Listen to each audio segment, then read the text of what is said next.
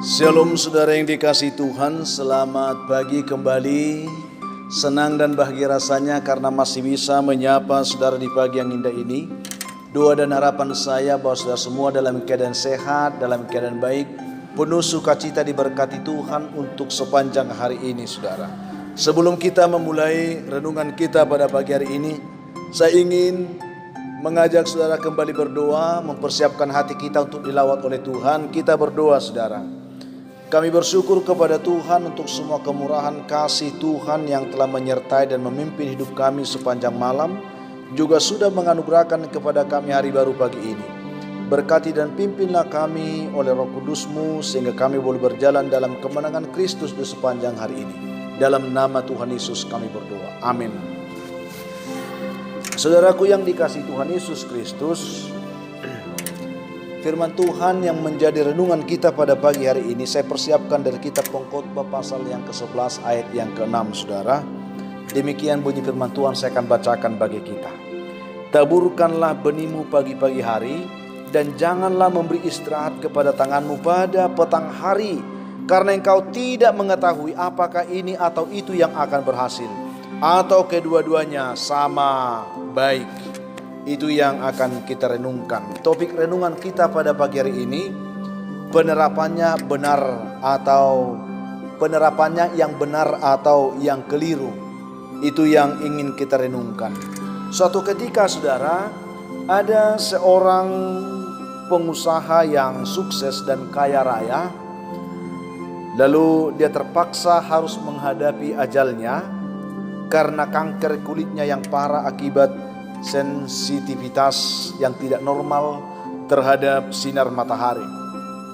Sebelum orang kaya ini meninggal, kepada dua anaknya yang masih belia ia berpesan demikian saudara. Ayah akan mewariskan seluruh kekayaan dan usaha ini pada kalian berdua. Ayah hanya memberi dua pesan untuk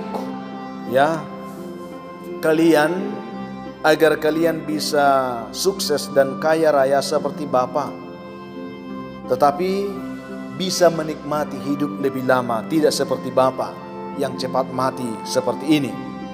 Lalu mendengar ungkapan itu saudara, kedua anaknya terdiam dan suasana pun menjadi hening. Lalu kita lihat sini, pesan pertama dikatakan, jangan biarkan sinar matahari menyinari kulitmu secara langsung terlalu lama, karena mungkin gen kanker kulit ini menurun pada kalian. Itu dikatakan. Lalu ketika mereka dengar, suasana makin hening saudara.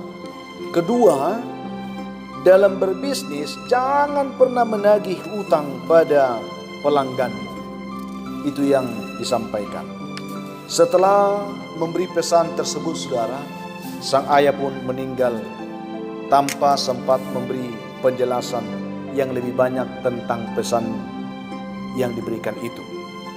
Sesudah mereka selesai menguburkan sang ayah mereka, kedua anak tersebut berjanji akan memenuhi permintaan ayah mereka. Lalu kemudian kedua anak tersebut dibesarkan oleh ibunya. Setelah cukup umur bagi mereka, sang ibu memberi keduanya usaha yang diwariskan oleh ayah mereka, masing-masing dengan bagian-bagian tertentu. Lalu setelah mereka menjalankan usaha itu selama 10 tahun kemudian, salah satu anak mereka itu menjadi anak yang sangat kaya raya. Setelah 10 tahun, satu dari kedua anak itu menjadi sangat kaya raya saudara. Tetapi satu lagi dia menjadi bangkrut dan menjadi sangat miskin saudara. Jadi terjadi perbedaan yang luar biasa antara langit dan bumi. Berhasil dan gagal.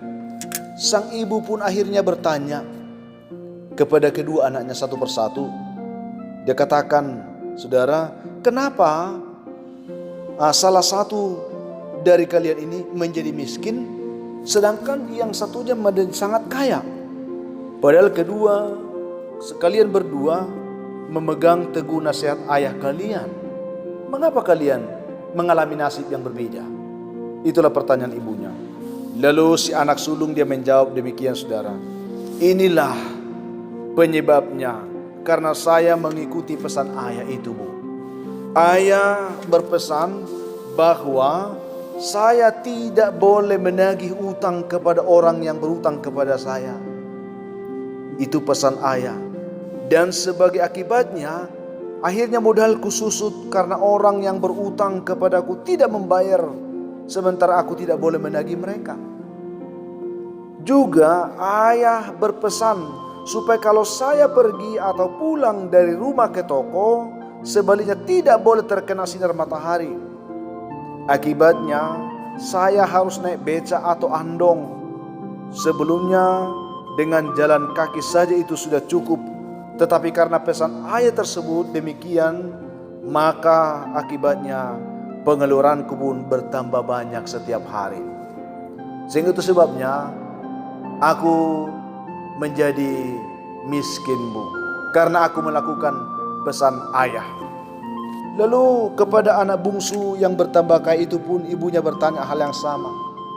Lalu anak bungsu ini pun menjawab ibunya dan katakan, ini semua adalah karena saya menaati pesan ayah, Bu. Karena ayah berpesan supaya saya tidak menagih kepada orang yang berutang kepada saya, maka saya tidak memberikan orang berhutang. Prinsip saya dalam bisnis ini adalah uang.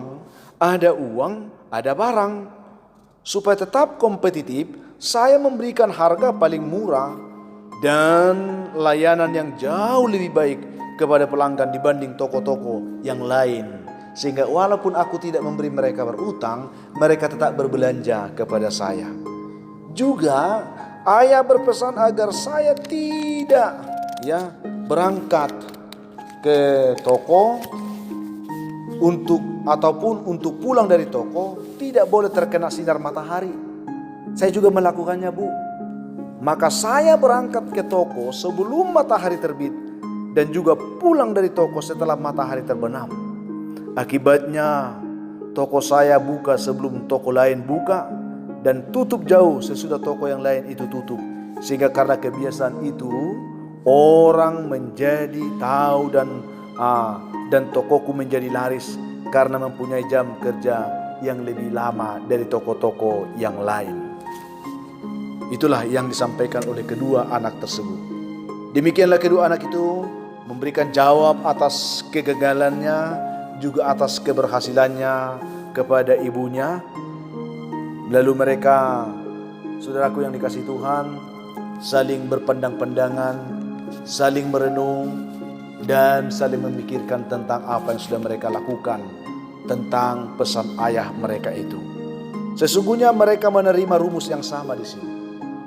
Namun karena penerapan mereka berbeda, maka hasilnya pun berbeda. Apa yang ingin kita belajar, saudara, dari kebenaran ini? Saudara yang dikasihi Tuhan, kehidupan orang memang tidak selalu sama, baik dalam rezekinya ataupun nasibnya. Kalau kita mau katakan itu nasib, tidak sama sebenarnya, saudara. Tetapi walaupun diberikan kepada kita waktu dan kesempatan yang sama, memang tidak ada yang sama. Dibutuhkan di sini hikmat kita supaya setiap kita mampu lebih bijak, supaya setiap kita mampu lebih kreatif,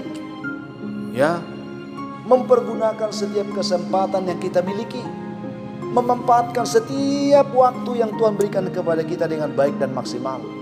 Dibutuhkan memang hikmat, dibutuhkan kebijakan supaya kita bisa lebih, kalau kita perhatikan sini, kita bisa lebih visioner dalam mengembangkan sebuah pekerjaan, melakukan sesuatu yang akan kita kerjakan, lebih visioner, dan juga kalau kita lihat di sini lebih aktif dan kreatif, saudara.